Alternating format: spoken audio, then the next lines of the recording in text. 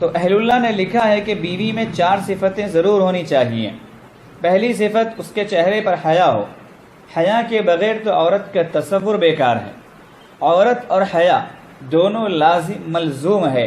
حیا ایسی ہو کہ عورت کی مثال دی جائے کہ ایسی حیا ہونی چاہیے جیسی عورت میں ہوتی ہے۔ عورت کیسی ہو کہ حیا کو اس سے سمجھا جا سکے کہ عورت کس کو کہتے ہیں۔ اگر سمجھنا ہو تو حیا کو سمجھو کہ جو حیا ہوتی ہے وہی عورت کا دوسرا نام ہے۔ یہ بات بنیادی حیثیت رکھتی ہے کہ جس عورت کے چہرے پر حیا ہو اس کا دل بھی حیا سے لبریز ہوگا۔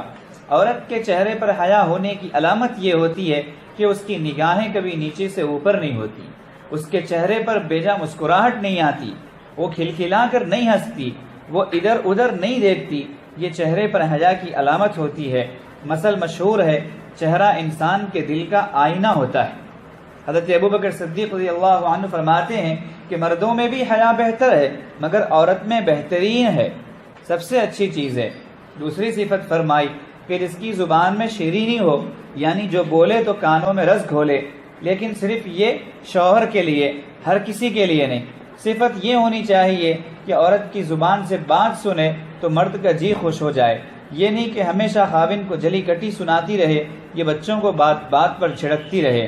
عورتوں میں یہ عادت ہوتی ہے کیونکہ ان کے اندر یہ کمزوری ہوتی ہے کہ ان کی زبان زیادہ چلتی ہے، جس کی وجہ سے وہ خاوند کو بھی برا بھلا کہتی رہتی ہیں، اور بچوں کے ساتھ تو کبھی کبھی معاملہ یہ ہو جاتا ہے کہ ان کو بددعائیں تک دے دیتی ہیں۔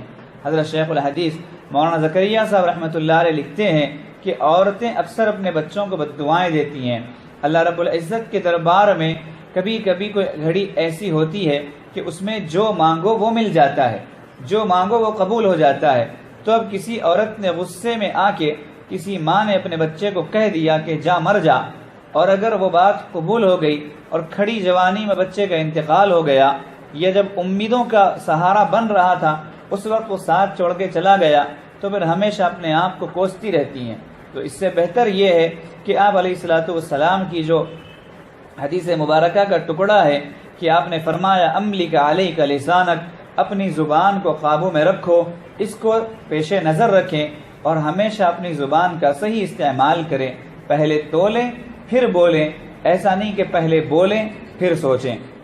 تو دوسری صفت یہ ہے کہ اچھا بولے، میٹھے بول بولے، شوہر کے کانوں کو سکون ملے، دل کو سکون ملے، ایسا نہیں کہ بیوی کی آواز سننا شوہر کو ناپسند ہو۔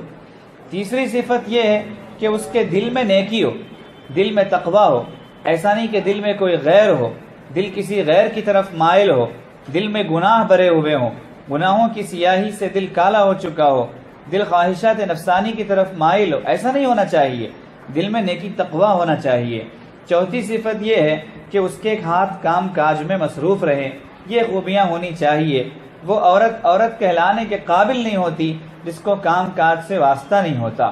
جو ہمیشہ کاہل بنی رہتی ہے اس عورت سے شوہر بھی ناخوش ہوتا ہے، اور خود دیگر عورتیں بھی جن میں پہلے نمبر پر ساس آ سکتی ہے وہ ناخوش ہوتی ہے۔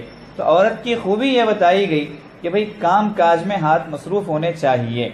جس عورت میں یہ خوبیاں ہو یقیناً وہ بہترین بیوی کی حیثیت سے زندگی گزار سکتی ہے۔